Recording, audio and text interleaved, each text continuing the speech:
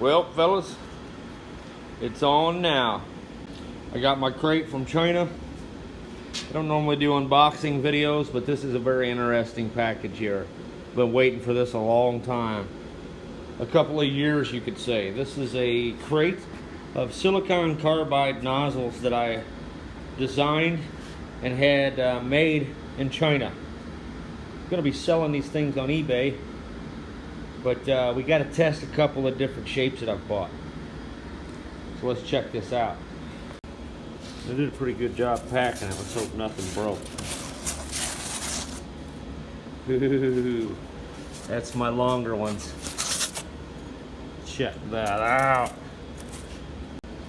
I had some longer ones made also, because I noticed that with really dirty, nasty waste oil, the kind you get from a junkyard that often has antifreeze and all kinds of nasty stuff in it, you really need a hotter combustion chamber, a longer one.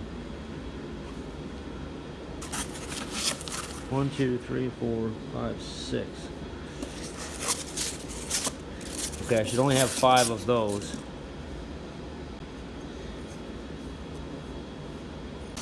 Now I had some experimental ones, some different sizes made. Aha! That would be these little bad boys right here.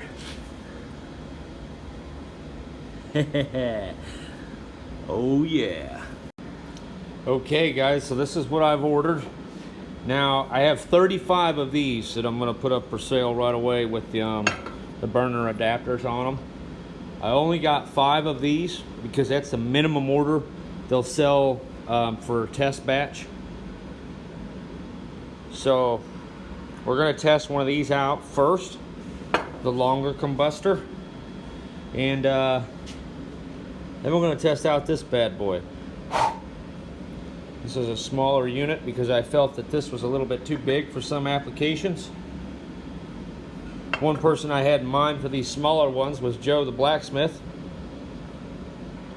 I kind of feel like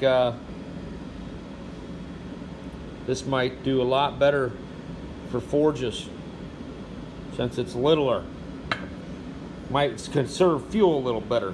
Because fuel conservation for people who are doing this to make money, running these things to make money, is a big deal. I mean, so that's why I designed this smaller one. And we're going to take a look at these things. Now, this shape was first tested off of a metal experimental combustor. That was basically this burner right here, which was just a Dewar flask type beverage container. And the characteristics of this shape performed phenomenal. So I went ahead and just had some silicon carbide nozzles based on this shape. And essentially, though it does not look the same, the interior of this combustion chamber is exactly the same as that burner. And likewise, this combustor will fit inside of this one, just barely.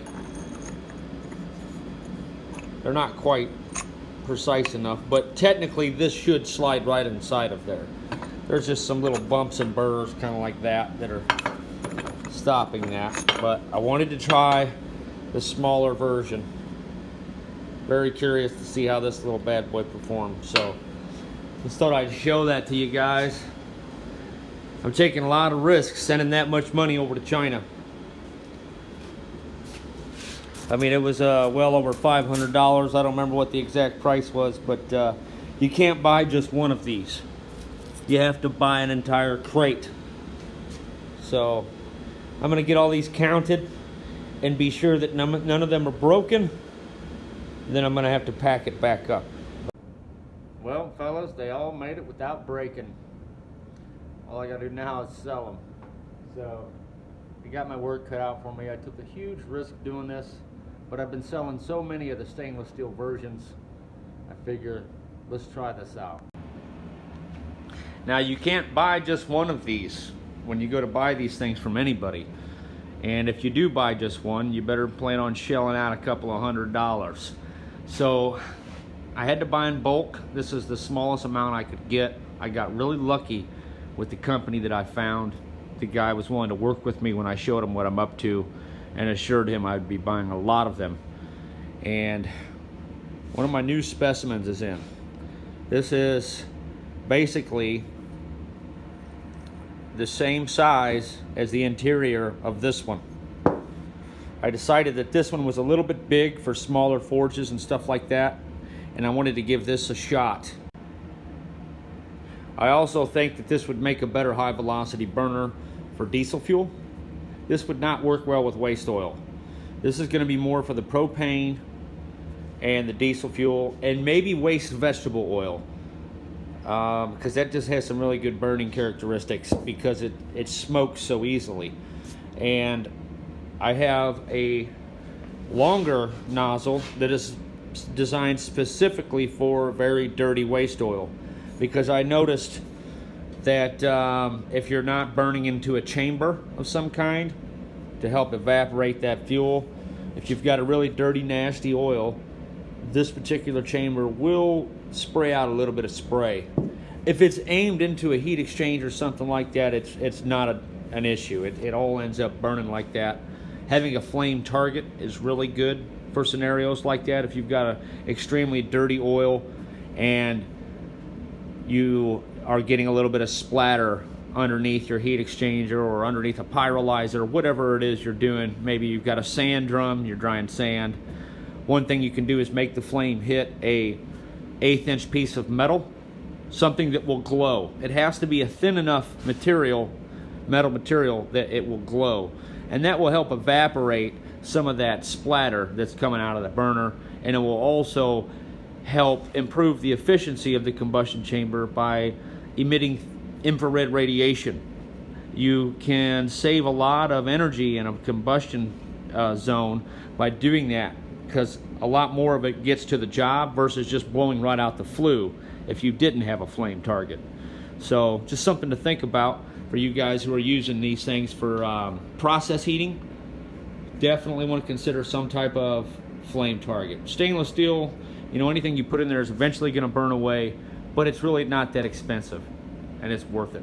So this longer combustion chamber, I'm hoping, will increase the residence time enough to burn a little bit more of that, because there are some applications like tree stump burners and things like that.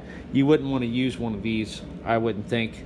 It'd probably be like some type of EPA violation or something. So I'm trying to keep this longer nozzle in effect for that. It's probably an EP violation anyway. I've had a hard time figuring that out. I've looked up the information but found nothing. So as of now, the first thing I'm going to do, I just got all these out to make sure that they made it. I had to count them, make sure they're not cracked, and check the dimensions so that I can contact my supplier and let him know all is well.